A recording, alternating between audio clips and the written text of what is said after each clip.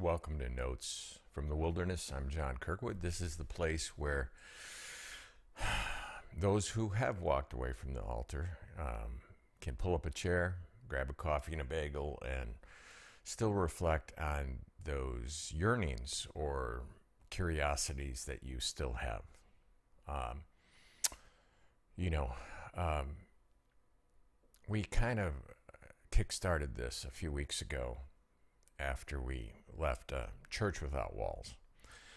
And the point here is to create a space that's welcome to all those who once believed or who may still want to believe but don't find themselves comfortable in a church situation. Or maybe you're just curious. Maybe you started dating somebody who has deconstructed or who has a faith past and you're trying to understand it better. Maybe you're a parent whose children have walked away from the faith and your heart's broken and you want to do your due diligence. This is a place where you can come and try and sort those things out in a calm, intimate, reflective pattern. So we're happy to have you here. Today we're going to talk about what happens after the altar, after you leave Plato's cave, after you walk away from your church or your denomination or possibly even your faith. Because there is a period of time where there's kind of an elation, you feel liberated, you feel free. And then oftentimes, maybe a few weeks later, a few months later, maybe even a year later, you start to feel unnerved. Maybe you don't feel you might feel rudderless because you've come out of a place of certainty, and there's a great comfort in that place. I mean, it might have been the only place you've ever known, and yet when you have all the answers, or your tribe has all the answers, there's a sense of comfort that comes with that. And now you've set sail. You're untethered from the dock, and maybe the wind is carrying you and you're not quite sure what's around what you'll see at the next day's dawn. So let's talk today about what happens when things change that rapidly, when things change from something that was so fixed in your life for so long, maybe so relevant, maybe the most relevant thing in your life, because it not only answered all of your questions, but it's the glue that held the family and the culture and everyone you know together, right? Was the idea of the being accepted, being validated by this tribe. Maybe you excelled in the tribe, you knew all the right answers, you knew how to parry them back, and it came with a sense of privilege or comfort. But what happens when that thing that gave your life meaning starts to feel uncomfortable, becomes a bad fit? It's not necessarily even that it's all bad. It's just sometimes we outgrow things that served us at a point in our maturity but don't anymore. We've grown beyond them, and our eyes are open to other things now.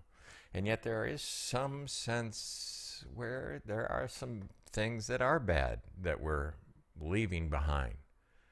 And so how do we grapple with all this? Part of it is understanding grief, because we are going to move through the stages of grief when we leave something behind, when we suffer loss. And there is a loss suffered when you walk away from something that's been so entrenched, that's been part of your makeup, that you thought was part of your DNA.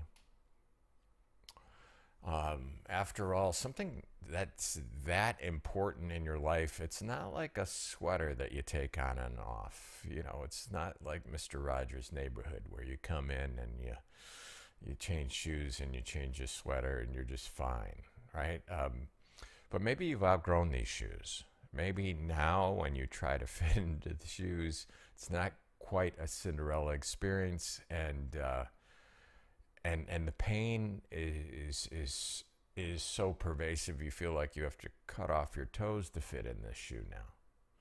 So what happens when you outgrow that? Well, let's talk about that a little bit. This morning, some of you are going through that. There are signs that your faith may no longer fit.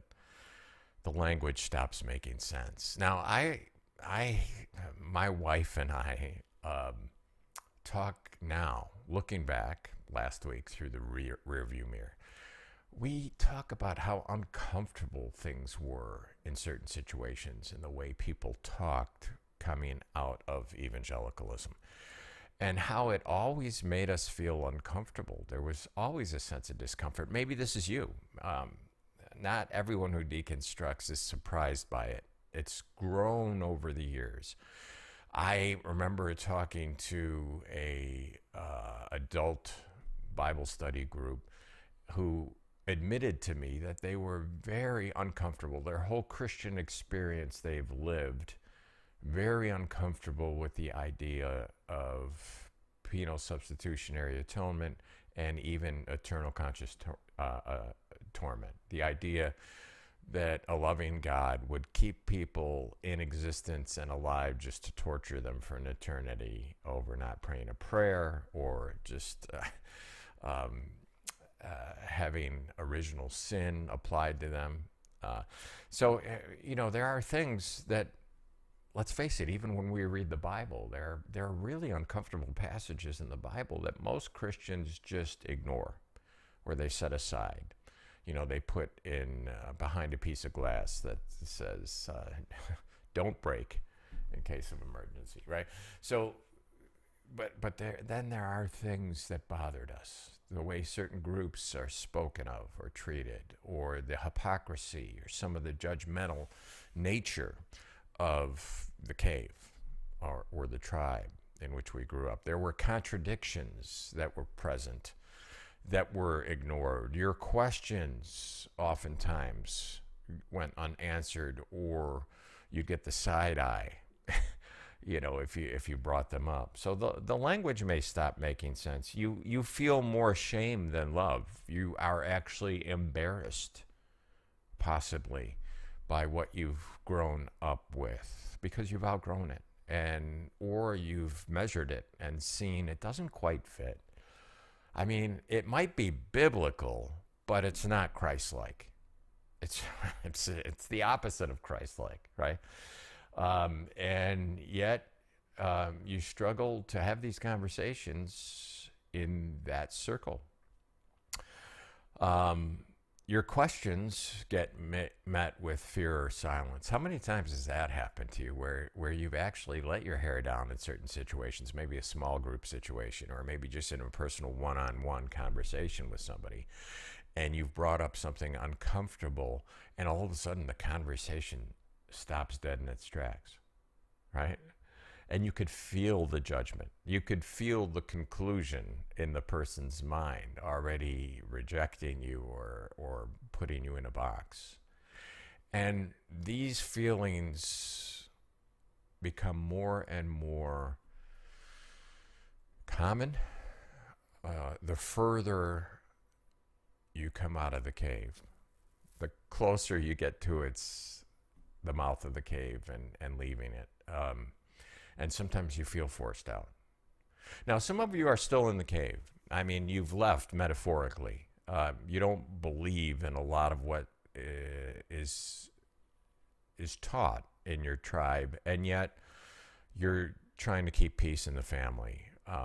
And maybe you're at a place like somebody who's dealing with a narcissist in their life where they call it gray rock. You've got two choices when you're dealing with a toxic narcissist in your life. Once you come to radical acceptance and realize they're not going to change, you can stay within the relationship and accept a gray rock default position, which means everything's going to be on a shallow level. You'll still have a relationship with them, except your boundaries won't allow for you to be vulnerable in front of them anymore, because you don't trust them anymore, and you know that your vulnerability will only be treated as weakness and used against you. And so you gray rock, which means you talk about the weather, you talk about movies, you talk about the children, but you don't really get to share your feelings or sort them out, because you don't want to be abused, and you're done with it. And you set this new parameter where you accept that this relationship is only going to be on this level for as long as it so shall last. Or there's some people who can't do that. There's some people that just have to cut off contact and go what we call no contact. Because even if you're in a stage of gray rock, the other person still tries to manipulate and abuse you, and it's just not worth it. It's not worth it for your own well-being, for the well-being of your children, for the example that you set among your peers. And you just say, you know what, I'm done, enough. And so there are people who are still in church, and they're in a gray rock position. They haven't gone no contact because it would be too damaging for your life, for your marriage or for your family life, and you're willing to make certain sacrifices to keep those things together, even though you've already left the cave. So there are these differences. Let's move on from here to humility and love and how they trump certainty. Now, I am going to quote from scripture here, only to show that even the Bible can confirm some of the things that we're going to be learning today. I don't mean to trigger anyone who still looks at the Bible as something that is like a hot stove, but stay with me. Stay with me through this, and let's see if we can't. This is from the famous love passage in 1 Corinthians 13, where Paul is writing the church of Corinth, and he says, "We know only a portion of the truth. Oh, how I long for modern Christian apologists to recognize this.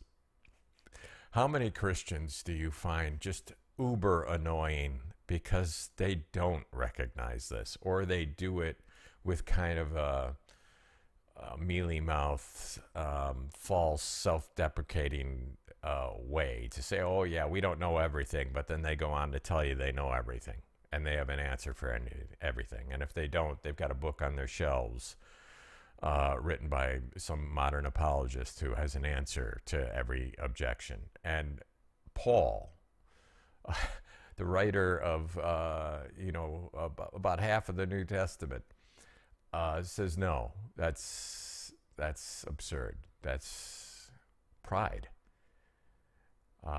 C.S. Lewis realized this, and he wrote in his personal journal and in a letter to a friend how embarrassed he was that element of apologetics had infected him, and he felt he did a disservice to some of the pilots in the RAF who he had given his testimony or witness to at one point, and he came off that way, and he was so embarrassed by it. He was so embarrassed by this, what Paul says in another area is an element that makes us puff, that knowledge in this way puffs us up, makes us proud, and makes us blind. Well, here Paul says we only know a portion of the truth. And what we say about God is always incomplete. I would love that to be the default setting of most Christians. Unfortunately, it's not. He goes on to say, but when the complete arrives, our incompletes will be canceled. When I was a child at my mother's breast, I gurgled and cooed like any infant, but when I grew up, I left those infant ways for good. We don't yet see things clearly. We're squinting in a fog, peering through a mist, but it won't be long before the weather clears and the sun shines bright, and we'll see it all then. We'll see it all as clearly as God sees us, knowing him directly just as he knows us. But for right now, until that completeness comes, we've three things to do to lead us toward that consummation. Trust steadily in God, hope unswervingly, and love extravagantly. And the best of these is love. The best of the three is love. This is Saul of Tarsus to the church of Corinth, where he's admitting that humility and love trump certainty. And they do it every time. But there's also a kernel of truth here that I want to just plant, and let's see if it resonates with you. Our growth is an evolution. It's never meant to be stagnant. Stagnant water kills. There's bacteria in there. It's one of the things that people in survival training learn right away, that when they get to a body of water in nature and it's completely clear, to be very wary of it, because that means it's killing everything. So this is much the case. I mean, there's a biologist who once said that biology is inexplicable apart from evolution, that it takes evolution to understand anything in biology. And I would suggest to you that that's true in all of life. In relationships evolve, and they have to evolve because parameters change, things change. And if we don't change, if we don't adapt, we're not just less likely to survive, but less likely to thrive. Governments change, people change, culture changes. We're meant to progress. We're not meant to stay stagnant. Even Paul, the apostle to the Gentiles, writing nearly half the New Testament, says we don't know everything, especially about God. So we need to tread gently in these areas. Be hopeful, be trusting, but lead with love. And if we lead with love, we're not going to fall into error, even if we believe wrong things. Leading with love is kind of an antiseptic, right? For that body of water before we drink it. So two things here. Number one is the humility, and number two is lead with love. We all have to have humility. Will Rogers said we're all ignorant. We're just ignorant about different things. And yet when it comes to the faith argument, there's so much certainty, not just with people of faith, but even with some atheists. And the vast majority of us are standing around saying, these guys are really sure. They're really certain, and it's kind of a little bit foggy to me. I mean, how can we be sure in some of these areas? I think so many people don't actually hear the voice of God because they're too busy speaking for him. They can't hear him over their own voices. This is very true of Christian apologists. So anyway, here we have an idea here that maybe our growth, if you consider spiritual growth or leaving the cave, is kind of like the development of a human being.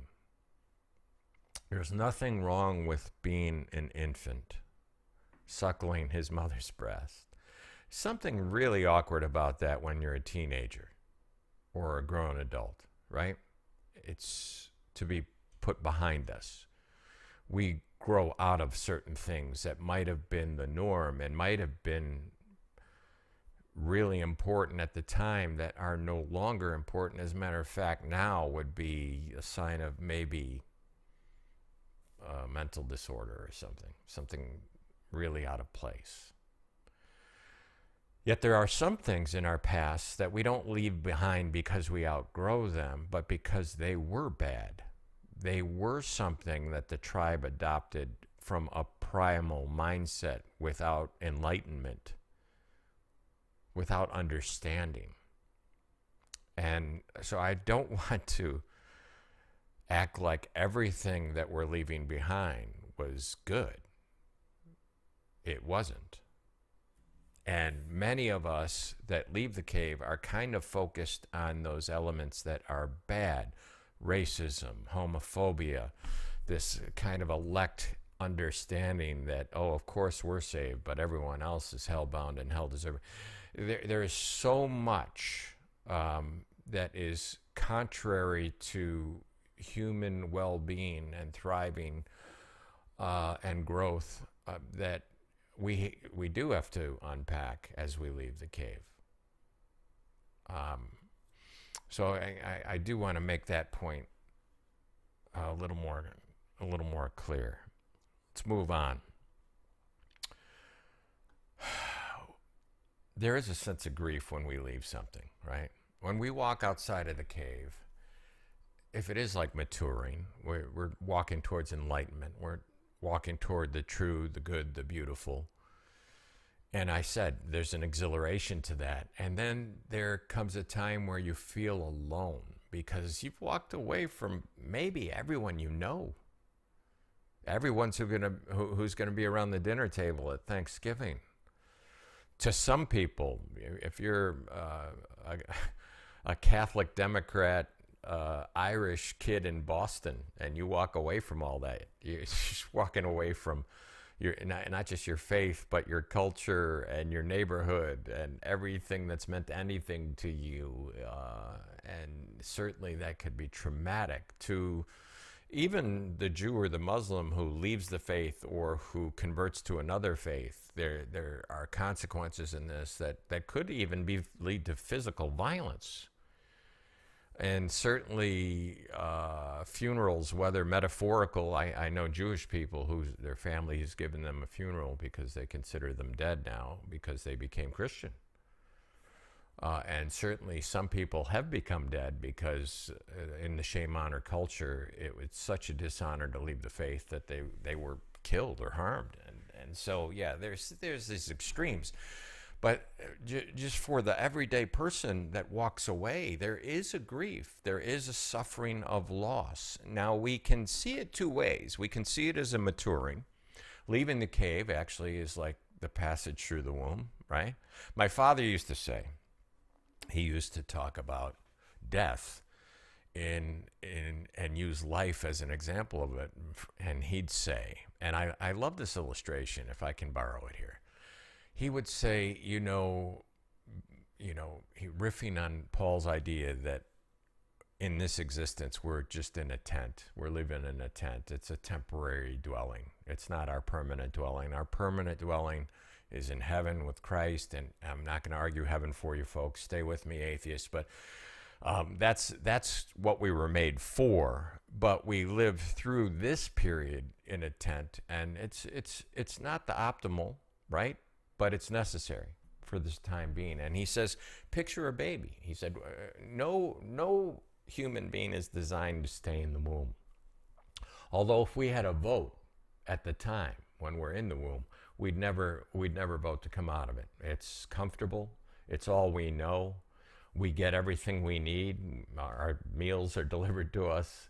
And we like to nap. It's very comfortable. Actually, we come out of it screaming because it's kind of a horrifying moment. And yet, if you could communicate to the baby all that he'd be missing by staying in the womb, learning the joy and exhilaration of learning how to ride a bike without the training wheels, right? The looking at a girl across the classroom and having your first childhood crush or your first kiss or that moment where you first hold hands, graduating high school, getting your driver's license, all these rites of passage, the beauty of music and of poetry and of understanding deeper truths about life because art has touched a harmony within your soul that just walking through life doesn't actually accomplish. All these things that you could communicate to a child. I would say the taste of a really fine meal. I almost said steak here, but I've got 2 vegan children, so they'd grimace. The delicious tastes of a really delectable meal, coming in after a hot day and feeling the cold AC on you. But those moments of holding your child in your arms when your child is born, seeing them walk for the first time, not just your own rites of passage, but those sharing life with those who you love. If the baby in the womb knew all the wonder and the joy that's outside the Plato's cave we call the womb, he would jump out of it with joy. So we, many times, we're in the cave all our life and we leave and we have some of that joy, but we don't realize that there is a period of mourning because we have suffered loss. Maybe the loss of friendships. Maybe the loss of esteem. We were esteemed in that circle. We had cred. Some of us were spiritual leaders there. But so there is an emotional cost of leaving, and we're allowed to grieve. Relationships strained or lost. Some of us feel ghosted by God. I understand this feeling, this idea that you've had this mindset of what God is or who God is and what he's like all your life, and all of a sudden all that is turned upside down. Or you've had that feeling about the Bible, that this is God's word, that God ordained it. And then all of a sudden you realize, no, those are the words of men, most of whom we've never met, all of whom we've never met. And so we're taking the word of other men about the words that men have written and collected and selected and so forth. And we could get into that, but what may be divinely inspired may not be divinely inspired or written. And certainly what we know about it is that it's a human production. And the moment you realize that the Bible itself argues with itself, you're given a certain flexibility about it. But that could be crushing to some people, and they could set the Bible aside as a two-edged sword that they cut their hand on and couldn't stop the bleeding. And so it's just dangerous. Just get it away from me. I know some of you listening feel that way. I'm not going to try and talk you out of that. Time may change your opinion on that when you can come to it in a different direction. And yet there's still grief there. This internalized fear of hell or shame or failure different people have. Let's face it, the communities we've left in the cave, that's a shame-honor culture. So their response to us leaving is that they're insulted. It's like they owned a restaurant that we no longer will go to, right? So we've insulted them, and they lash out at us. And typically, they only have two settings on their light switch. It's shame and it's shun. They will shame us, hoping we get back in line, and they will shun us if we don't. And that could be really uncomfortable, especially if that shaming and shunning is coming from loved ones or dear friends that, we didn't think would react this way. We thought our relationship, we thought unconditional love that we heard all about from Sunday school all the way through, we thought unconditional love was what Christians believed, and yet we felt something very different when we questioned something or when we were brave enough to leave the cave. And so, yeah, there are stages of faith grief too. And a lot of us stay in the anger stage. We're so angry that we were duped, right? That we grew up in an environment built on what we look back on now as untruths or lies or distortions or unhealthy mindsets that led to PTSD or trauma. I've got a friend who said, the thing I resent the most about my upbringing in evangelicalism is the relationships that it cost me at the time. The relationships I could have had if I wasn't brought up in such narrow-minded thinking that I judged them in certain ways. So we have to mourn loss, not just the loss of what was, but the loss of what could have been, the loss on what we missed out on for so long.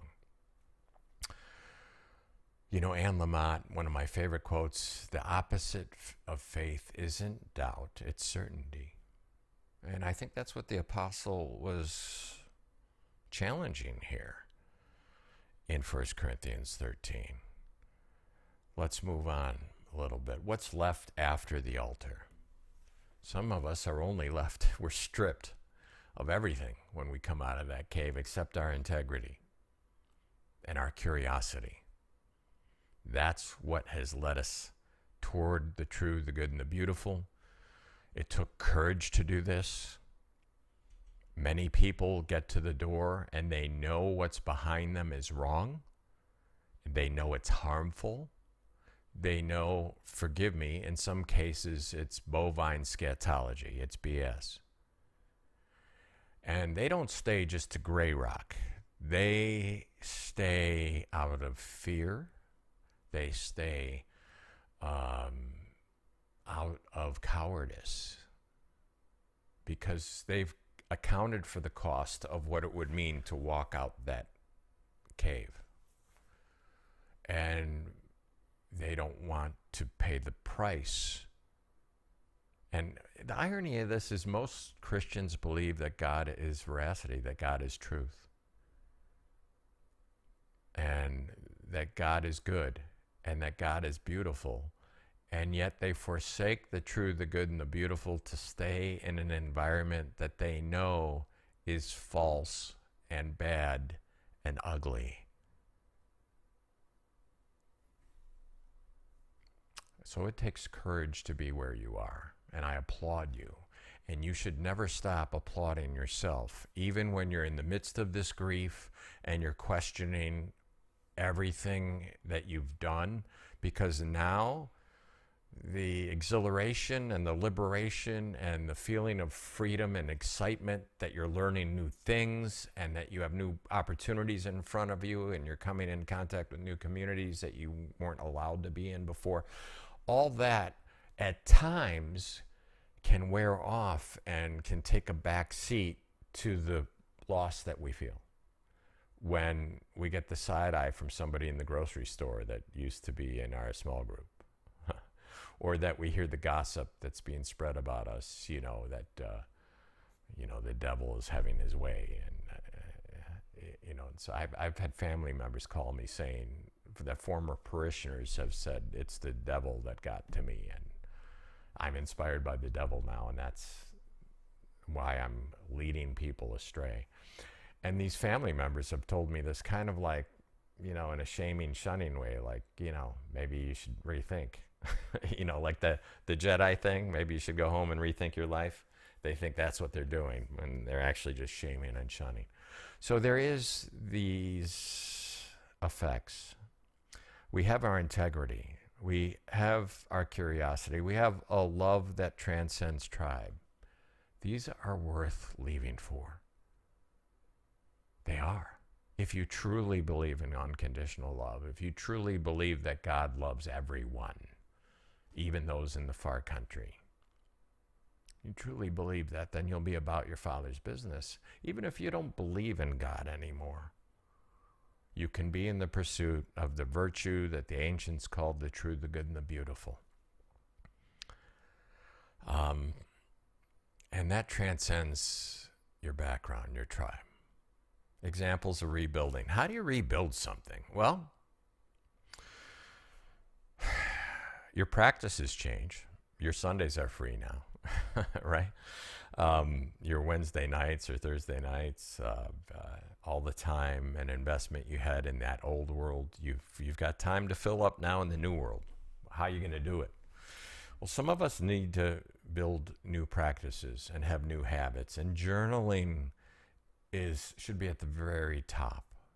To be able to express your feelings, sometimes in a very small community, sometimes to a community of one, is necessary for our mental health, right? Meditation, reimagine prayer. I've got friends who've deconstructed, they don't pray anymore.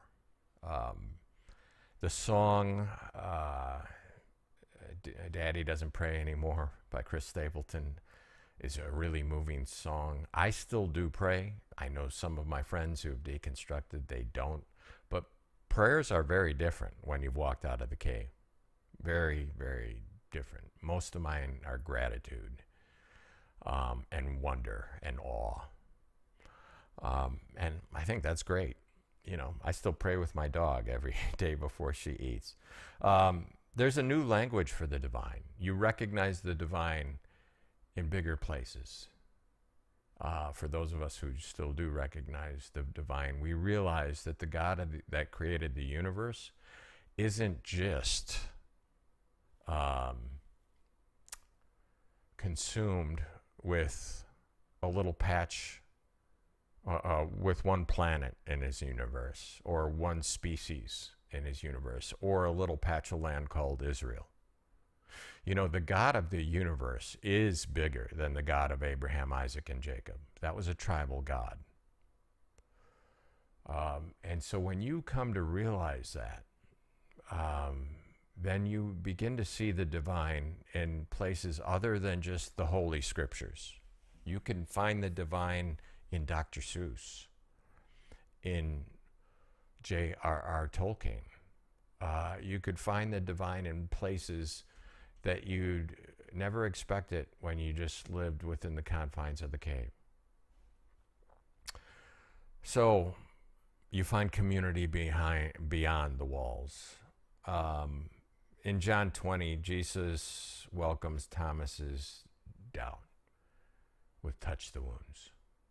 You know, there's a great book written by Matthew Cortman called Saying No to God, in which he looks at the biblical accounts and shows how many times, time after time, God rewards those who argued with him, who doubted, who screamed in anger, who revolted against what they thought were God's admonitions.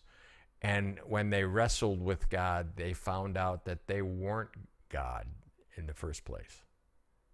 Those admonitions that had so affronted their consciousness. So God rewards the wrestling, whether it's Jacob or whether it's Thomas or whether it's you who is listening right now. God's big enough for the questions, the hard questions. You don't get a side eye from if there is a God who is worthy of worship. You don't get the side eye from a God who is truth and who's unconditional love. No more than your father or your mother would look at the question of a child, the sincere question of a child, and say that's stupid. No teacher, no good teacher would do that. Now, I'm not saying there aren't stupid questions. There are those questions that are packed with strings attached that aren't really meant as that aren't meant as an inquiry, but as an inquisition. So I'm not saying there aren't stupid questions, but a sincere question from a child should never be answered with a side eye or you're stupid. Maybe God isn't afraid of our doubt. Maybe God is there waiting for us in it.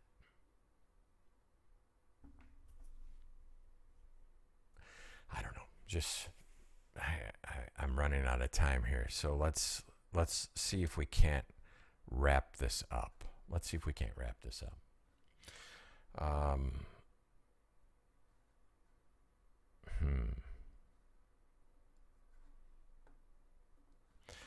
I want to ask you a few questions before we close. And one is, what might you still be carrying that's uncomfortable, that doesn't quite fit?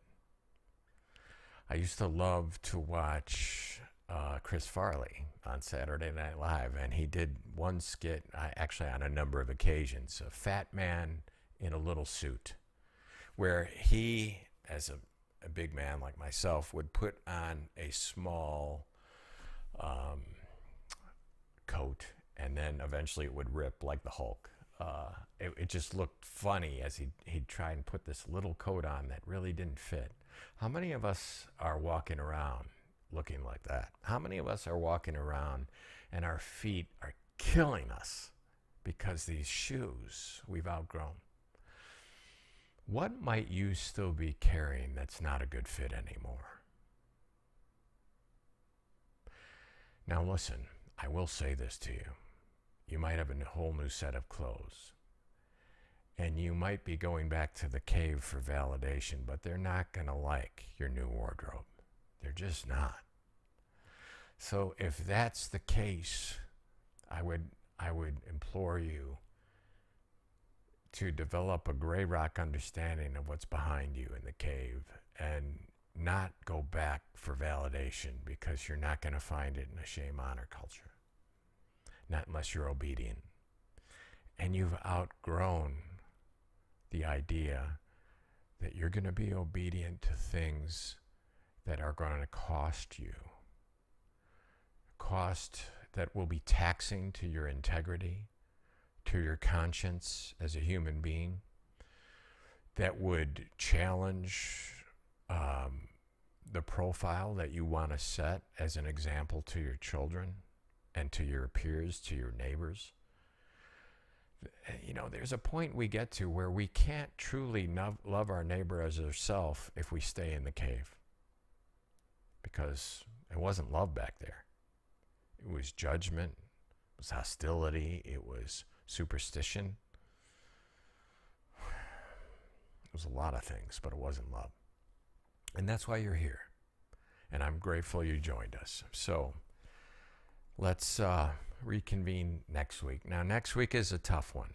I would suggest to you don't miss next week.